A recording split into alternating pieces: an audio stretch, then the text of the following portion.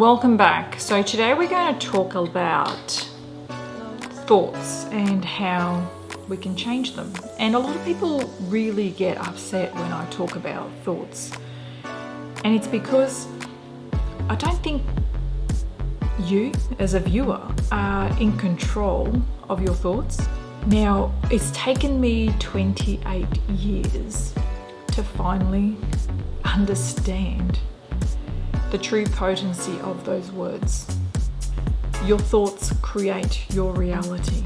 The first time I heard that, I thought it was absolute wishy-washy hogwash. So the journey in this life for me is to share as much as I possibly can with everybody. Even the people who really aren't going to accept it, I just want you to know it's there. I feel like we all feel like we're not in control of our lives, and we're not in control of our lives because we're not in control of our thoughts. Our thoughts have everything to do with how we feel, how we react. Our thoughts are the most powerful forces that we have. And I guess that's what I didn't understand in my early 20s. And I guess life experiences had to teach me. Sometimes I just wish that I just persevered and begun that journey all that time, but perhaps I wasn't ready. When I say to people, do you remember that movie The Secret from Rhonda Byrne? Well, that in essence has so many learnings and teachings, but you have to do the extra homework.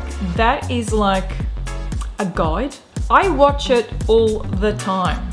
Sometimes I think that I know something and I'm like, hang on, that's new, isn't it? I think they've updated it. I'm not sure if they've updated it, but sometimes I watch it and I'm like, I didn't see that last time. Maybe I wasn't ready to see that last time. That new learning, that new teaching. But the more you watch things, the more you do things on repeat, you are creating new neural pathways into your mind. You are creating new beliefs. Every time you repeat, you create a belief. You create a program. Now, I didn't get it when I was 20. Actually 19. I didn't get it. I didn't get that what I focus on is what comes to you. I was always the glass is half empty. That was me. I whined about everything. I know a lot of people who still whine about everything. However, I'm here to say to you is I want you to focus on what you're thinking and how you feel every single day. And like I say, I watch The Secret all the time. I continuously watch it. Why? Because for me, it's teaching my mind something different. I'm installing new belief systems. And you can do that by continuously repeating the same thoughts over and over again, writing them down, keeping a diary of exactly what you're thinking and what you're feeling. And remember, we've gone through most of our lives right now not thinking of our thoughts. We know we're thinking. We're always thinking. From the moment we are born, we are thinking. You just don't realize it. We are thinking. We are thinking from the moment we're in our mother's womb. We're thinking and we're feeling and we're experiencing. So we are being programmed all that time. We have not been fully aware of our thought process and how it has been affecting us. And when you're not aware, you go through life feeling that you are not in control, when actually the opposite is true.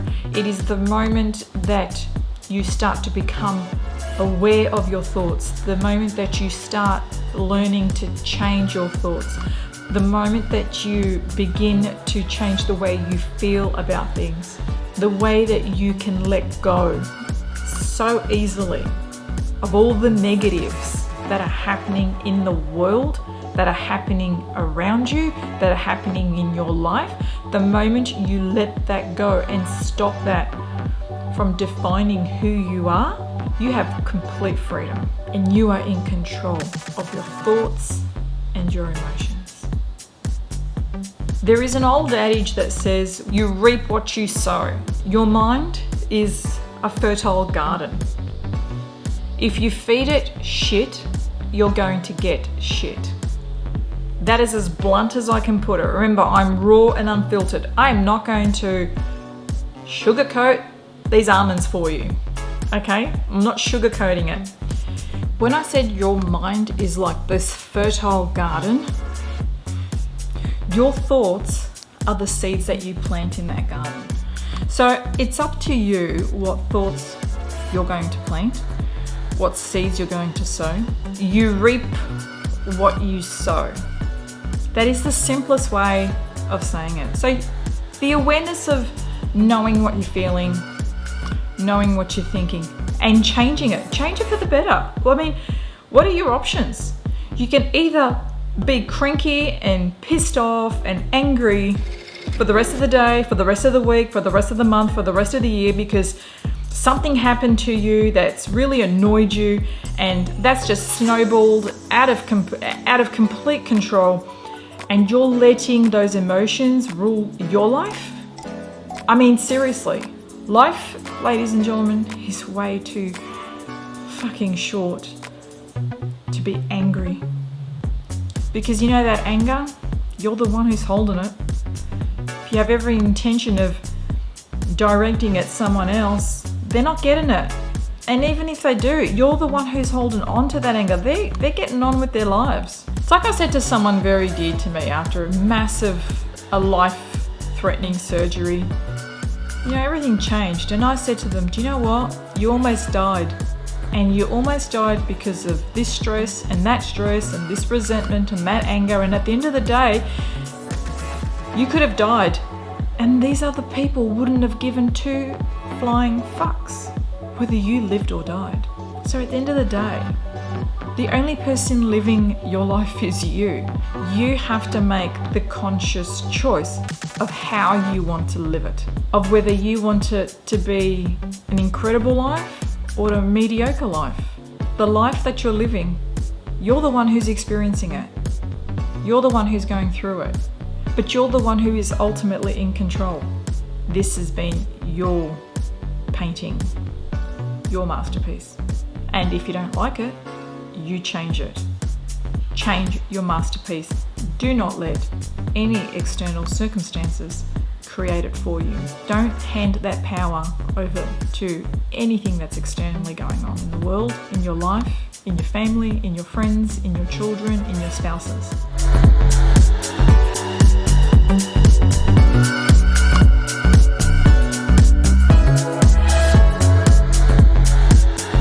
What is it that is burning inside you that you've always wanted? And it's a very confronting question.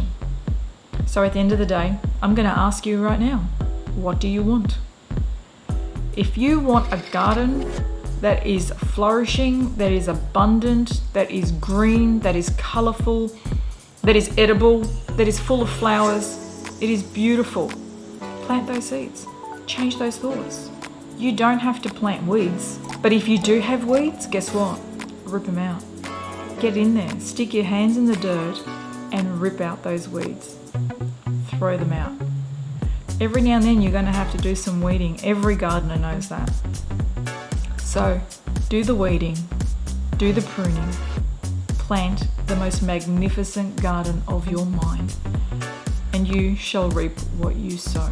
And with that, love and gratitude. Love you.